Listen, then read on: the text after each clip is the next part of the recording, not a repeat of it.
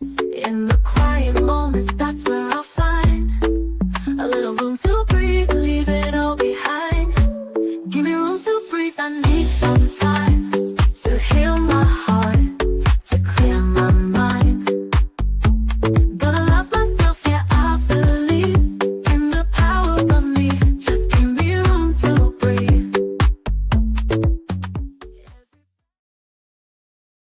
Great new day to all my self-care friends and family. Welcome back to the Room to Breathe podcast. I'm your host, Life Coach 614, and I am so happy that you made space to be here with us today. Now, before we get into today's episode, do me a quick favor. If you're feeling the vibes, go ahead and tap the screen, like, comment, and be sure to share this with someone who may need a little healing energy today. And if this is your first time here or you haven't done so already, please hit that follow button, subscribe to our channel, so that way you're always tapped in when a new episode drops.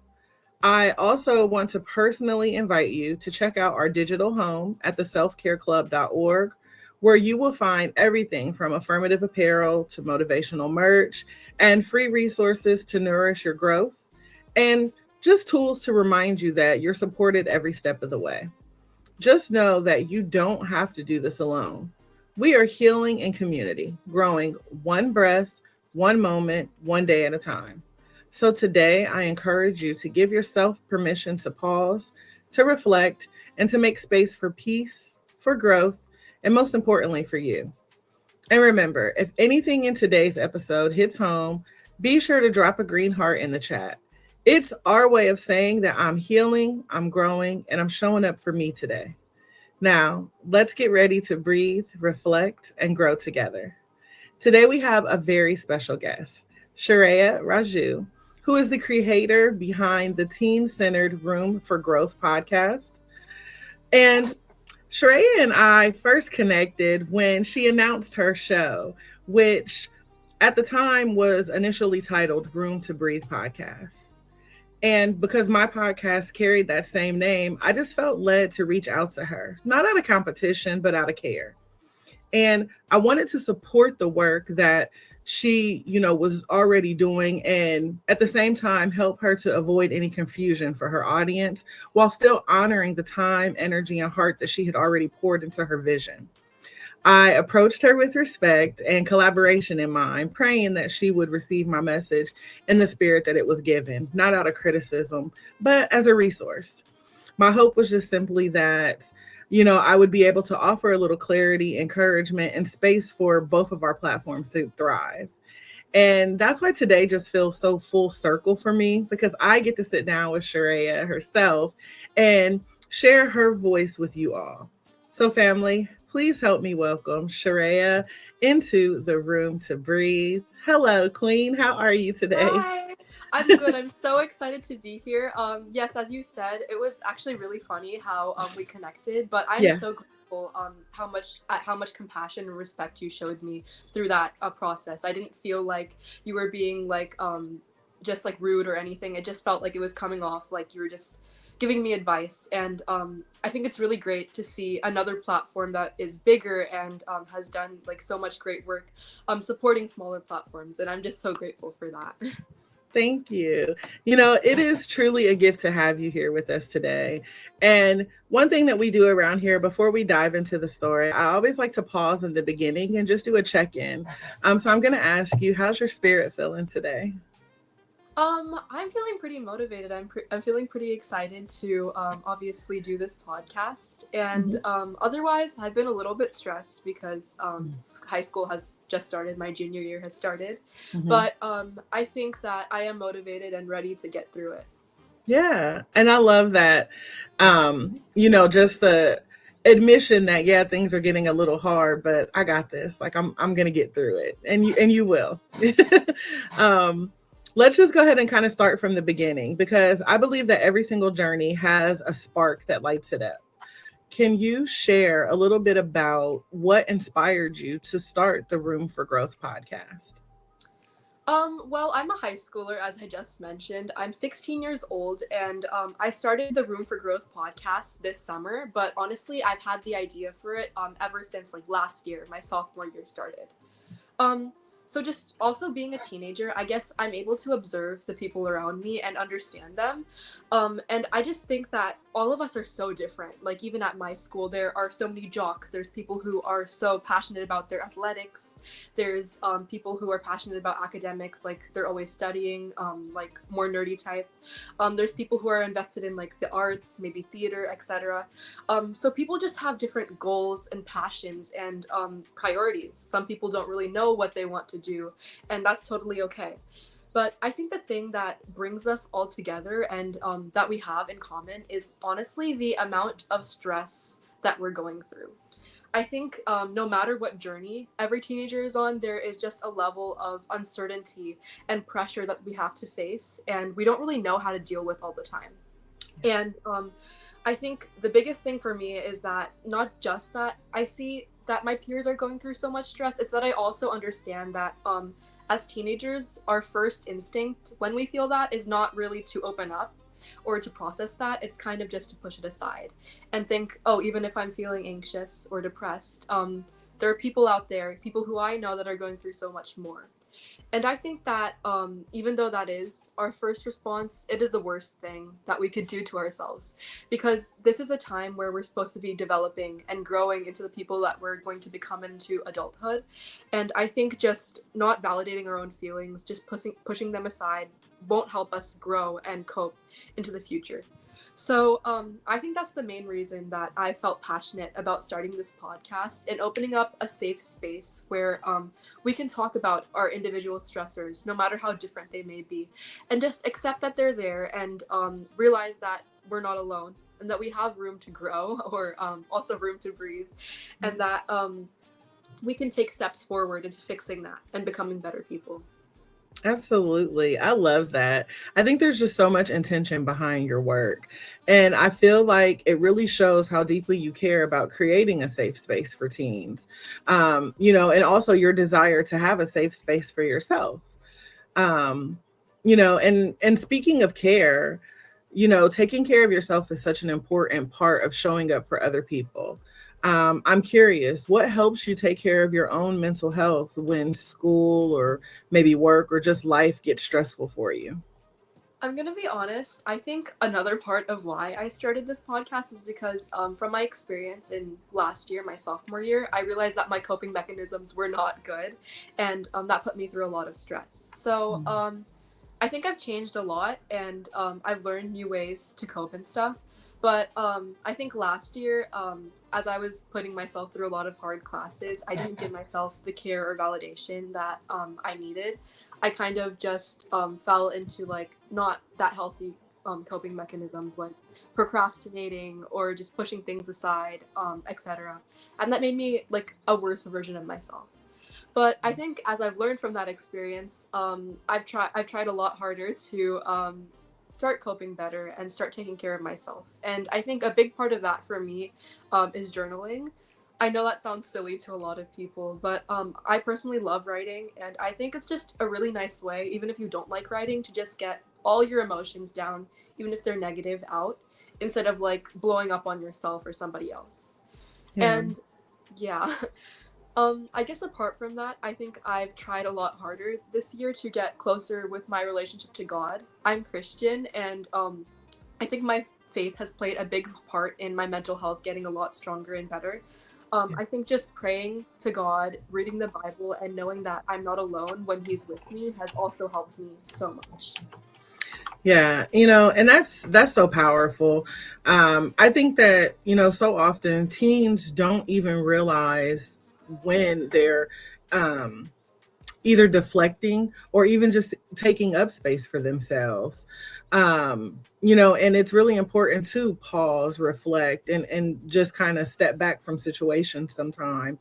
That's actually a vital part of growth. And a lot of people think that that's being selfish, but it's really not. It's honestly necessary. And I think that the earlier we start to practice this, it really starts to set the foundation for the healthier boundaries, the better mental health, and the ability to show up fully in every part of our life. And I love that you are, tapped in spiritually as well, because sometimes I mean, not even sometimes, all the time, we need something that is not man-made.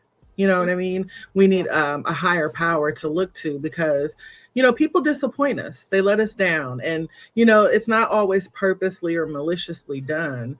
It's just the human nature. People disappoint and let us down. So having a higher power to look to, I think is honestly the thing that gets me through, my dark days as well. Um, Now I know that you, obviously being a teenager, you're around teens almost every day of your life. Um, and so I know that, oftentimes as a teenager, you may either personally or you may witness it, with your peers, that they feel unseen and unheard. What is one piece of advice that you would give a teen who feels that way? Um, I'd say that I understand how they feel. I think it's just such a universal thing to feel misunderstood, Mhm. unseen, and unheard by the people around you, and just feel like alone, even if you're in a crowded room. I think that's something that is so understandable, and I want them to know that they are not alone. That pain that they're going through, they're not the only ones experiencing it. And though they might feel like they're isolated and detached from the people around them, there are so many people that might come into their life. They might not be in their life at this moment. There are so many people that will see that in the future and that will be there to support them and love them, and that they don't have to struggle through it alone. Because I feel like a lot of the time we keep that inside ourselves. I think that there is at least one friend or parent or mentor or somebody out there who wants to help them, even if that's just through speaking through that to them and Mhm. just getting their emotions out. I'd want them to know that there is always a way that they can get help, even when they feel like they're in the darkest times. Um, Yeah. And I honestly love that advice because there's so much wisdom packed into some of the things that feel the simplest, right? The most relatable that we go through. And again, sometimes it's just the small straightforward messages that I think that really stick with us in the end. So, yeah, I mean, I think what you just shared could really help someone realize that yeah, their feelings are valid, that their voice does matter, and that even in just the small steps towards self-care and self-expression are so powerful. Like you said, journaling, one of the most simplest things that some people think is silly, can honestly be a very powerful tool and resource. Like I love journaling, and my journals. When I've was journaling for years, like I think I've been doing it since I was in seventh grade, and some of those journal entries have now turned into music for me. And so I never would have imagined any of that, but here we are. um, Now let's talk about your podcast. I think that your podcast is such a beautiful platform for teens, and I want to hear a little bit more about the heart behind it. What kind of impact do you hope that your podcast has for the teens that are listening? so I guess I'm aware that a podcast episode or video might not reach every person who watches it. That might not touch them. But I think my biggest hope in making this is that even if it's just one person, one stranger that I might not even know, can listen to that and feel maybe seen or heard or like they're not alone. That would just make everything worth it. I just want somebody to listen to what I have to say or listen to my stories and feel like that could help them and that they can be empowered and that they can get through what they're struggling with. And Yeah. I guess apart from that, I also want to help people understand that there is light in at the end of the tunnel, and that there is room to get better, and there are like solutions, no matter how tough it seems, to pretty much everything if we can keep hanging on and keep going. Yeah. And I think that's what even connected you and I, right? Because that aligned so beautifully with, my version of the Room to Breathe podcast. It was, excuse me, designed to create space to reflect, to grow, to heal, right? And, I love how your podcast mirrors the same intention. It's giving teens a safe space to process their feelings, to ask questions, and to feel supported. Because again, we know that everybody just wants to feel seen and heard. That's, excuse me, that's human nature. That's what we all want in life. To know that, our time here on earth was valued, that it meant something. And I think that it's so powerful when young people have a platform or create a platform where they can explore how they are, and what they feel without judgment. Um, how do you see your impact unfolding? Meaning, like, what challenges or moments thus far have stood out to you, from your listeners, maybe if you've gotten any feedback or if you've, experienced any growing pains yourself with the podcast? Well, I think it's always really fun to write down the episodes and film them, and but I think it is sometimes a struggle getting them out there and actually getting the time to, I guess, write what I want to say and then film it and then also edit it and do everything alongside the rest of my work. So I think that's probably been the main challenge, actually getting content out there through every single step. But I think that even through that, even though I've only been able to publish a couple of episodes, there are a lot of people that are just motivating me through that. Some of them are my friends, and some of them are even just strangers in the comments that are like, "Thank you for making this." And I think that has just motivated me so much to keep going, because if I could impact even one person just for a little bit, it gives me hope that I can probably try to help impact some more people and just spread some positivity. Yeah, absolutely. I 100% understand that. It's the same with me. I would love to reach 1 million people, but if, my episode just touches one person's heart, I feel like I've done my job. I just want to be a blessing to as many people as I can. But like you said, if it just reaches one person's ears and they feel that in their heart, then we did our job. From your perspective, what are some challenges do you see that teens face that aren't talked about enough? I think there are so many, but what I like to focus on is, I guess, something that I see a lot, because I'm growing up in California, in Silicon Valley specifically, and this is such like a super competitive area.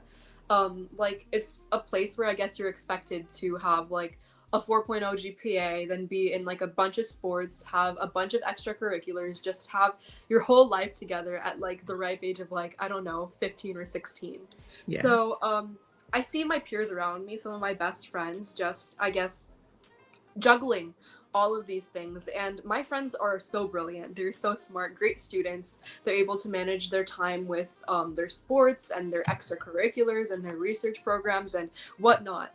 But I do see that under that, as they keep themselves so busy, they still do struggle with their mental health. And since they are just so caught up with all these expectations and pressures, maybe from parents or society, or with wanting to get into a good college, they kind of push their own mental health away. They don't give themselves that time that they need. And I guess we all try to support each other through that. But I think that's one of the biggest struggles that I do see in teenagers today. It's just that we don't give ourselves and our feelings enough time or validity, I guess.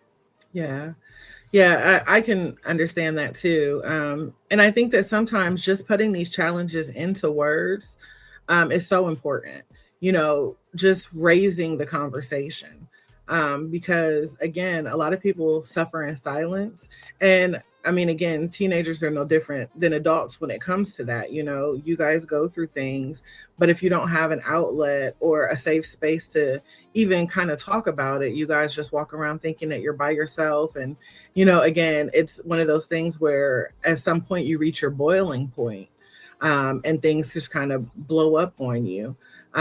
So, yeah, I think that, you holding these conversations helps to validate what teens are going through, and it honestly just lets them know that they're not alone.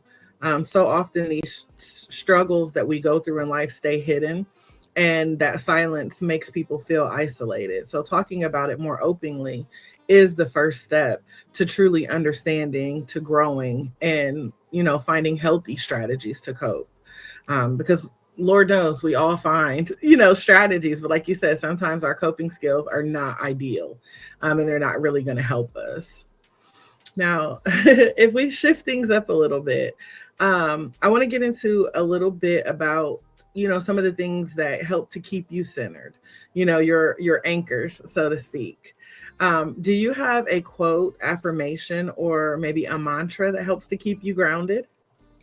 I think my main one would probably be a Bible verse. Let me pull it up really quickly. It's Matthew 7 verse 25, and it says, "The rain came down, the streams rose, and the winds blew and beat against that house. Yet it did not fall because it had its foundation on the rock." So, I guess whenever I'm stressed or overwhelmed, I like to come back to this Bible verse. And obviously, I'm aware not everybody who's watching this podcast episode may be Christian. But I think that what this verse means to me is just that no matter what happens, no matter what I go through, I guess, like, peace, or I guess complete happiness, like, 100% of the time is not promised to us. We will have struggles, but I think no matter what type of pain we're going through, I guess knowing that God is with me and that I will stay strong because I have him, that is what kind of keeps me anchored and centered. And I think that's something that can speak to everyone, even if you're not really religious. There's something that always keeps you grounded and keeps you like feeling like you can keep going even when everything's going crazy. Yeah. And, I love that. And I think that those little reminders, regardless of where we pull the motivation from, whether it's a Bible, whether, like I said, if it's an affirmation, a mantra, a motivational speech, whatever it is, it's those little reminders that make a big difference in our life every day. And, it really shows that growth doesn't always have to come from a big event or a grand moment. And so no matter where you pull that motivation from, it's those small anchors that help to keep us grounded and help to keep us moving forward.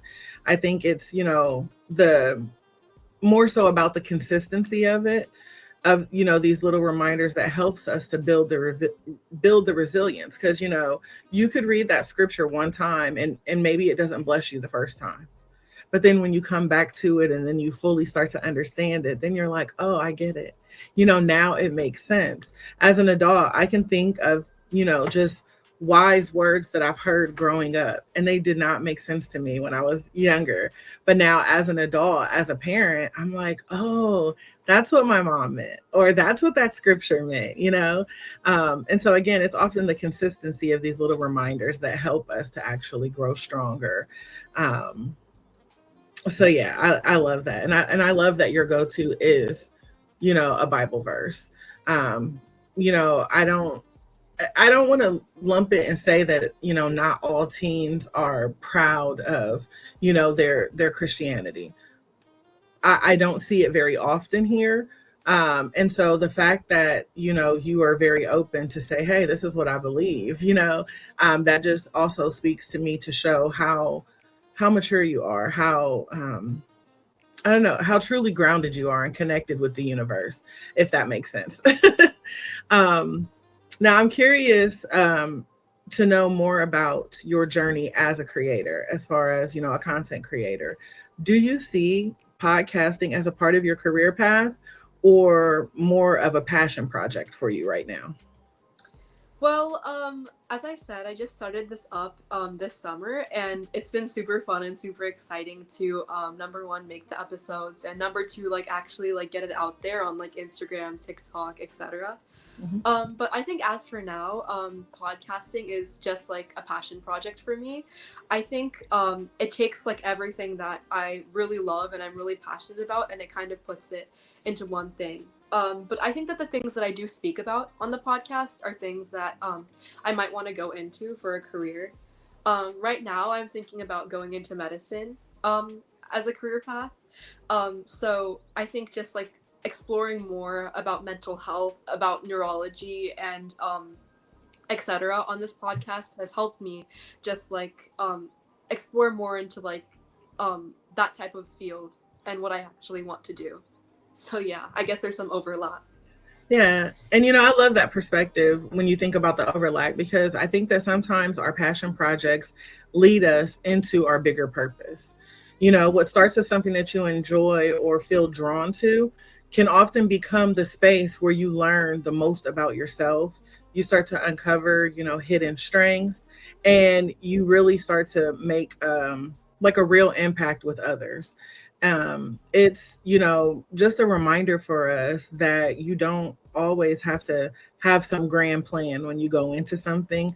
Sometimes showing up consistently with curiosity and heart is honestly what's needed to lead towards the greatest growth.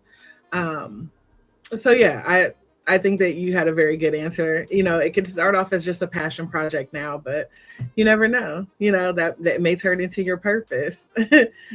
um, Now let's talk about practical growth. What are some small steps that you think teens could take daily towards improving their overall mental health and improving their quality of self-care? I think number one, the biggest thing that I would say to start off with is to start accepting what we feel. I'm the type of person who kind of just like when I feel stressed or anxious or depressed, I like to, or I guess I don't like to, I guess it's just my first instinct to push that aside. If my friends and family ever really know why I was upset, it's because I tell them like months later, etc. So I know what it feels like to just kind of repress that or deflect it. But my advice to teens out there would be not to do that. I know it's probably the first instinct for most of us, but it's so unhealthy. And I can tell you from experience that is not something that has helped me or helped me even in my journey through academics and through extracurriculars, etc. It's just motivated me less. So I would say just accept what you're feeling, even if it feels like irrational or crazy. What you're feeling is valid. And what you're going through is valid. This is a tough time. We're supposed to be developing and figuring out who we are. And it's hard not to compare ourselves. And it's hard not to fall into these slumps of anxiety or depression, etc. So I would say just be okay with accepting your emotions and knowing that's there. And then I think after that, I think once we're aware of what's going on, we should try to, I guess, find a way to release that bad energy.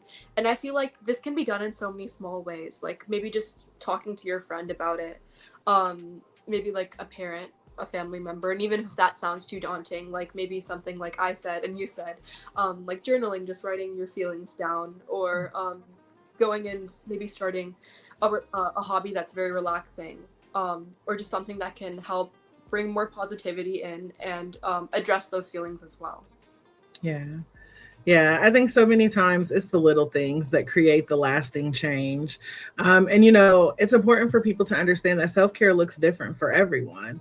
What we might enjoy, like journaling, other people may say, no, I don't want to do that. But, maybe you can try painting. Some people are really into music, whether they play the instrument or just listening to it. I mean, there are so many ways, so many creative outlets that you can use to express yourself and to help you process your emotions. Meditation, mindful breathing. Again, I can name a billion things, but it's all about, customizing something that fits you, that something that feels good to you. Um, and so, even when we think about all the growth and intention that we put behind the things that we do for our self-care, we all need to know when to pause, right? Because life, comes at you fast sometimes. And so it's important for us to individually know when to press the pause button.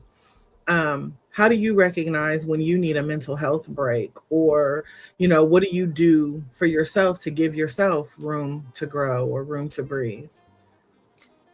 I think the main thing that I try to do is, as I said, not bottle it up as much anymore. So I try to maybe, like, give myself some time to relax instead of throwing myself maybe into my homework or an extracurricular. Just give myself maybe like a few minutes to ground myself. So I think something that has helped me is maybe prayer or reading the Bible. I like, as I said, I like to journal sometimes. I like to just like write a little letter about my feelings and address it to God. And that makes me feel very heard and seen. Um, and I think that's something that does help ground me, even if I just take a few minutes to do it. And I think music, as you said, also really helps me. I love listening to music, whether that just be like pop music or indie music or sometimes even worship music. I think I love just connecting to the lyrics and sound, and that does also help give me a little relaxation time or time to, I guess, connect with the lyrics and what I'm feeling if I'm listening to a sad song or something. Yeah. So I'm curious now because you said you love music. What's your favorite or your number one go-to song to motivate you when you're feeling down? Oh, that's a good question. I think maybe Headlock by Imogen Heap. I don't know if you've heard that song, but it's like it blew up on TikTok like last Mhm. year. But I think if you look at the lyrics, it kind of like it's kind of just like a little motivational. It like tells you like, you know, you're better than what you're doing. You have the capability to push yourself and just do better things. And that kind of helps me when I'm down. Okay, awesome. I got a new song to add to my motivation station. I'm always looking for songs that kind of uplift and empower because, again, when I'm down or maybe just not, vibrating high for the day, I like to turn on music to obviously raise my energy, to raise my vibration. So I'll definitely look into that song and add it to my, station here. um, and so when again thinking about taking care, let's kind of I guess maybe talk about some more of the rituals that really nurture your heart, um, or even just teens in general. I guess what's a self-care ritual that you wish more teens would adopt? Um I think probably what I wish that they could adopt is just I guess like being purposeful and giving themselves like that time to rest and just relax. As you said, it can look different for everyone. What like relaxes us might not relax somebody else. But I think just being purposeful and taking that time out of your life, of your week or your day, to give your mental health a break and to let yourself have some maybe relaxation or fun that is so important. It can be anything really. For me, like something silly that I do to just help myself relax is on like Fridays I hang out after school with my friends and we just go like we just laugh a lot, we do something stupid. And that like that seems like I guess it might seem meaningless to somebody else, but that's something that helps me just feel happy and relax. And yeah, I think just being purposeful. Yeah. Doing things on purpose with a purpose is very key, I think. Because a lot of times we just kind of roam through the earth on muscle memory. And so I think that when we start to do things on purpose and intentionally, we get more joy out of it. And, it's those small acts of self care that, grow to be more than just a routine. It really starts to build that foundation for our emotional resilience. And so I think that when teens, practice even the simple intentional habits, like taking the pause, setting boundaries, checking in with themselves, you know, um, even getting into meditating, prayer, all of those things, it's them actually learning how to protect their energy rather than reacting to everything that's happening in your life. And it gives you space to actually fully show up, as yourself, rather than what society is kind of projecting on you to be. Because as you mentioned, there's a lot of pressure and stress that comes with being a teenager. And even though adults have been teenagers before, we often forget the pressure that you guys are going through. Um, and so I think it's just more so all about being consistent and deliberate, um, on purpose, like we said. And over time, those little tiny actions that you're taking, even just, enjoying the good times with your friends, those little tiny things create a ripple effect that really start to strengthen your overall well being. And they're very important. So, I mean, again, sometimes it feels very minor or, kind of like a frivolous little childish thing that we're doing, but it really is growing us, and allowing us to grow through the things that we're going through. So yeah. Um, so lastly, I always love hearing about how faith and spirituality weave into our mental wellness. How does your faith or spirituality play a role in your mental health and self-care? So I'm Indian. I'm a person who converted from Hinduism into Christianity when I was pretty young. So I think like as I've been growing up, I just learned more and more about God, and it's just really been amazing to see how God has worked in my life from that like young age where I was just starting to understand who Jesus is to now. I think it's really beautiful to see that transition. But now that I'm closer to him, now that I really understand what's going on, and that I'm able to have like an actual connection with him, and Mhm. understand that he's my God. He's not just the God of that my parents believe in or that my church believes in. He's my God. I think that has helped me so much.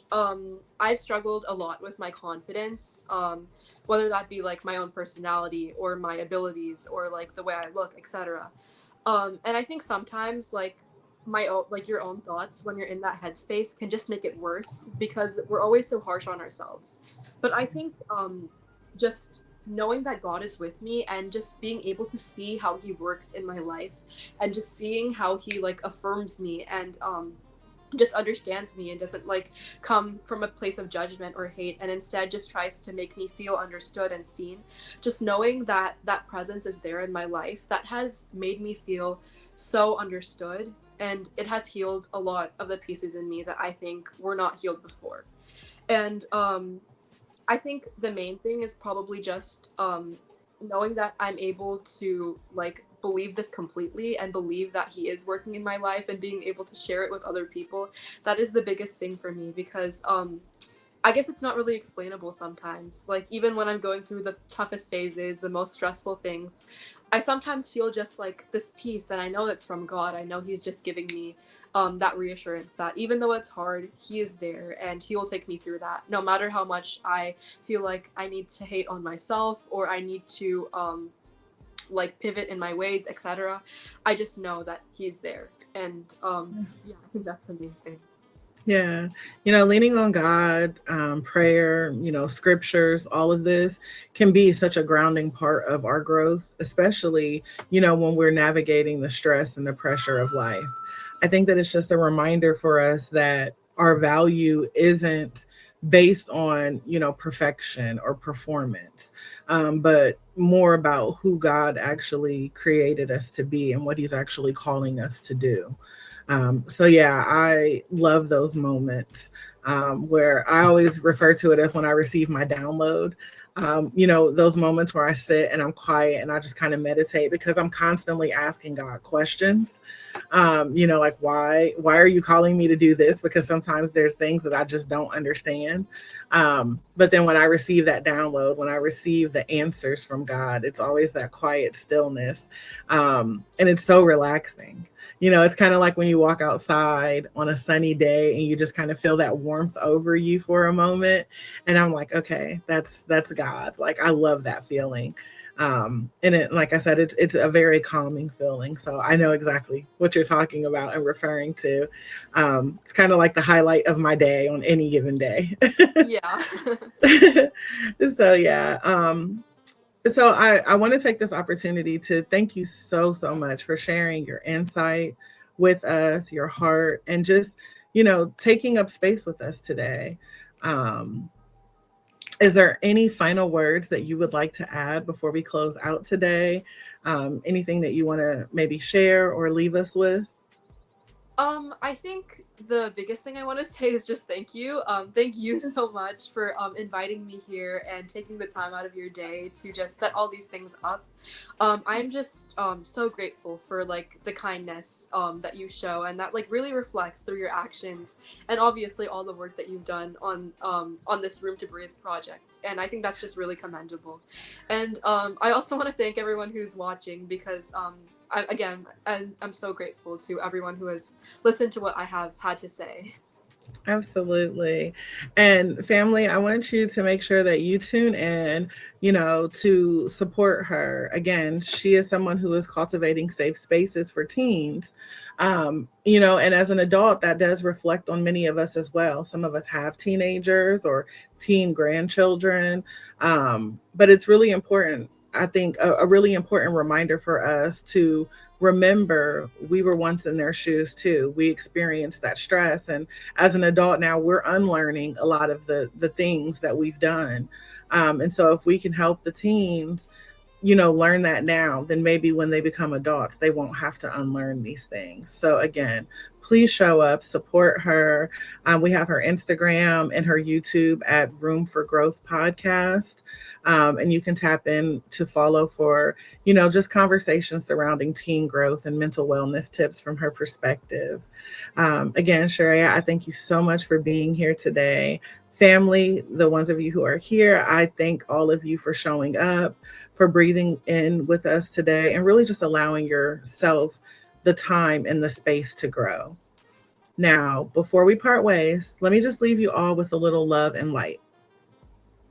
As always, I encourage you to keep breathing through the highs, the lows, and every moment in between. I want you to keep choosing peace, even if it feels a little out of reach.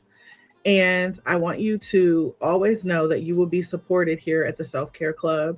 You will always be seen, valued, and always heard. So don't be afraid to take up space, to speak your truth, and make a little room for you to breathe.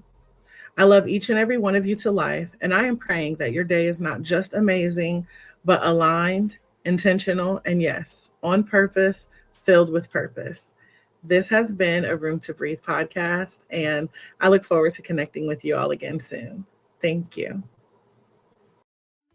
I found my